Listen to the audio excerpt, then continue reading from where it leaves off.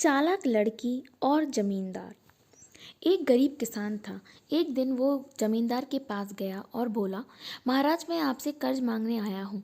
कृपया कर आप मुझे 5,000 रुपये दें। मैं 5 महीने के अंदर आपके रुपए वापस कर दूंगा। जमींदार ने उसकी बात पर विश्वास कर उसे 5,000 दे दिए। 8 महीने बीत जाने के बाद भी जब व्यक्ति ने जमींदार के 5,000 रुपये नहीं लौटाए, तब जमींदार को मजबूरन उसके घर जाना पड़ा। लेकिन वहाँ वह व्यक्ति नहीं मिला। जब भी जमींदार वहाँ जाता, बहाना बनाकर उसे वापस भेज दिया जाता। एक दिन फिर जमींदार उस व्यक्ति के घर गया। वहाँ और कोई तो नहीं दिखा। एक छोटी लड़की बैठी थी। जमींदार ने उसी से पूछा, तुम्हारे पिताजी कहाँ हैं? लड़की बोली, पिताजी स्वर्ग का पानी रोकने गए हैं। जमींदार ने फिर पूछा, तुम्हारा भाई कहाँ है? लड़की बोली, बिना झगड़ा के झगड़ा करने गया है। जमींदार के समझ में एक भी बात नहीं आ रही थी, इसलिए वह फिर पूछता है, तुम्हारी माँ कहाँ है?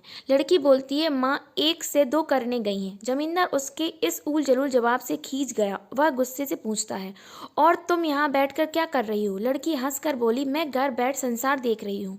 जमींदार समझ गया कि लड़की उसकी किसी भी बात का सीधा जवाब नहीं देगी, इसलिए इससे इन बातों का मतलब जानने के लिए प्यार से बातें करना पड़ेगा। फिर उसने चेहरे पे मुस्कान लाकर पूछा, बेटी, तुमने जो अभी अभी मेरे सवालों के जवाब दिए, उनका मतलब क्या है? तुम्हारी एक भी बात का मतलब नहीं समझ सका।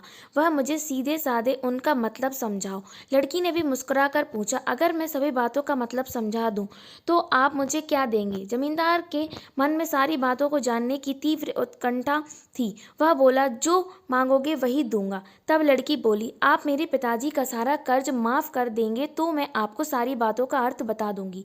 कि जमींदार ने कहा, ठीक है, मैं तुम्हारे पिताजी का सारा कर्ज माफ कर दूंगा। अब तो सारी बातों का अर्थ समझा दो।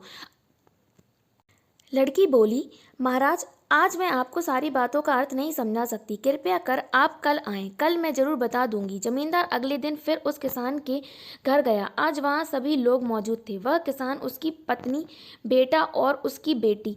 जमींदार को देखते ही लड़की ने नमस्कार कर पूछा, महाराज, आपको अपना वचन याद है ना? जमींदार बोला, हाँ, मुझे याद है।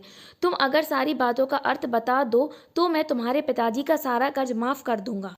लड़की बोली, सबसे पहले मैंने यह कहा था कि पिताजी स्वर्ग का पानी रोकने गए हैं। इसका मतलब था कि वर्षा हो रही थी और हमारे घर की छत से पानी टपक रहा था। पिताजी पानी रोकने के लिए छत को ठीक कर रहे थे, यानी वर्षा का पानी आसमान से ही गिरता है और हम लोग तो यही मानते हैं कि आसमान में ही स्वर्ग है।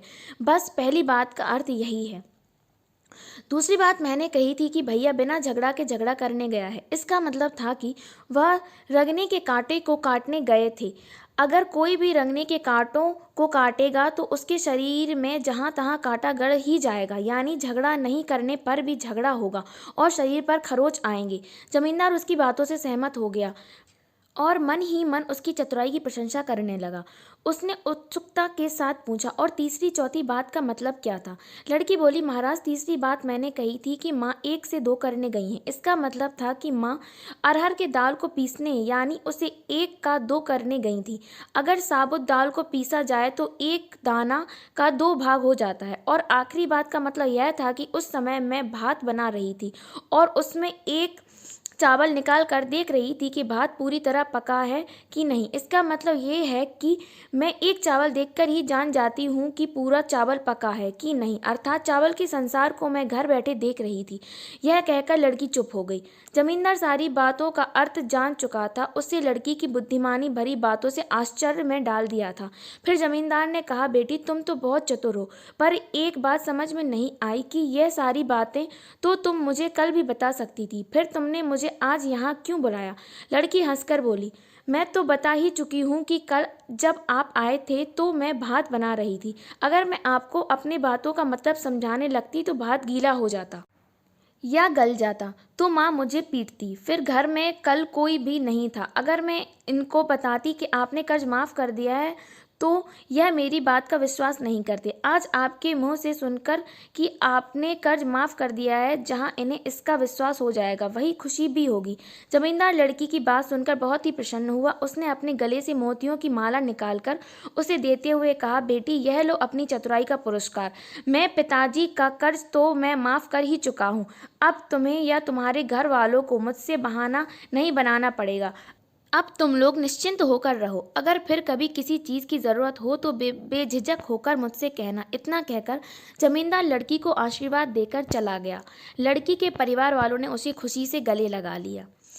Please like and subscribe my YouTube channel.